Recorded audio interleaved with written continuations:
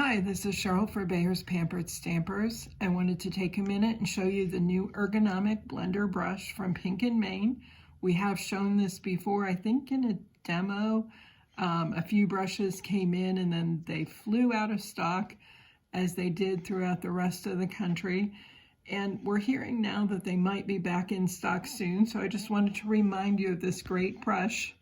It's a large brush in comparison to what we're used to using, the picket fences brushes or the tailored expression brushes, which are maybe a little bit bigger than this one. This is a very large brush. It's ergonomic. It's really designed for and made for people that have arthritis or other issues with their hands.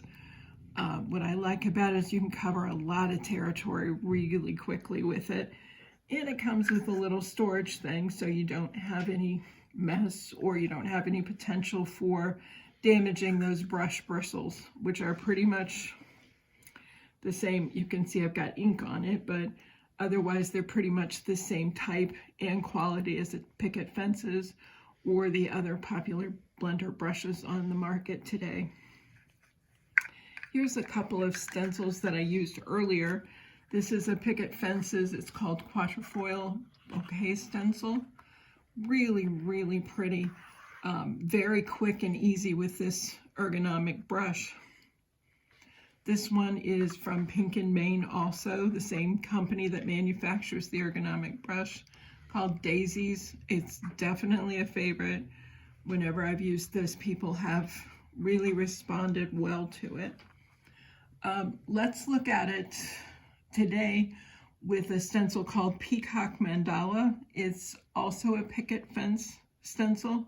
I'm using it with my Wendy Vecchi Make Art board, the little one, the 7-incher. So easy to do. When you're using a stencil, you're going to want to do something to keep your underlying paper in place. I used a little bit of purple tape because I'm not stenciling over the entire surface. If I was going to stencil the entire surface, I probably want a little double-sided adhesive underneath just to hold the cardstock so it doesn't move. And then I'll use magnets to keep my stencil in place while I'm working. Also going to use my hands, obviously, to keep this down and in place. You're going to start with your brush by just inking it up. And that you don't need to press very hard, just lightly. I always go to a piece of scratch paper and brush off for a minute so I don't get those ugly blobs of color that you sometimes see. And then you'll just use light pressure to move around your stencil, circular motion. But you can see my brush is so big. I'm covering a lot of territory real quickly here. I chose a dark color in this red because I wanted you to be able to see it quickly. I normally don't use anything so dark in my stenciling. Not that there's anything wrong with it, it's all personal preference. But look how fast that I got that area covered, and it's a pretty big area. And you can see with the red color, I'm pretty well done with it. So just a super easy way to go about things. Again, this is the Pink and Main ergonomic blender brush. Do not expect it to be in right now. I know Melissa has quite a few on order.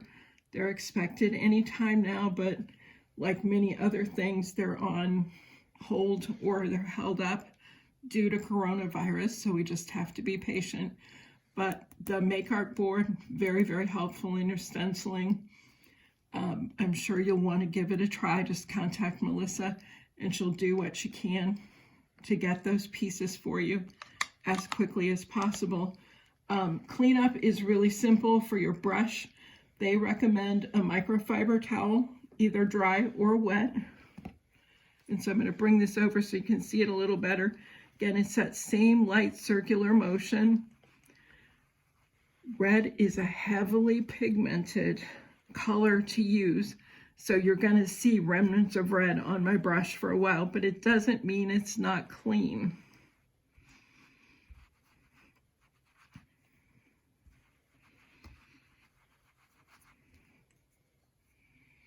Not sure if I bring another piece of cardstock, it may not be quite finished, but you'll see that, you know, there's not a lot of red left on there. So it's an effective cleaning method just to use a microfiber towel. This one's dry. A little damp is fine. Soaking wet, you don't want to go there because you're going to have to wait for your brush to dry. But it's a great way of going about it. You don't need these for every color in the rainbow. Again, if you simply can brush them off, they'll work for a number of colors and for a long time for you.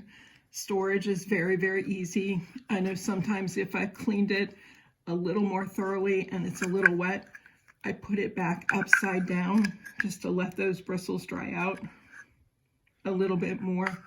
And when they are, put it back the way it goes and move on. So that is the Pink and Main blender brush, the Ergonomic blender brush. Lots of different stencils.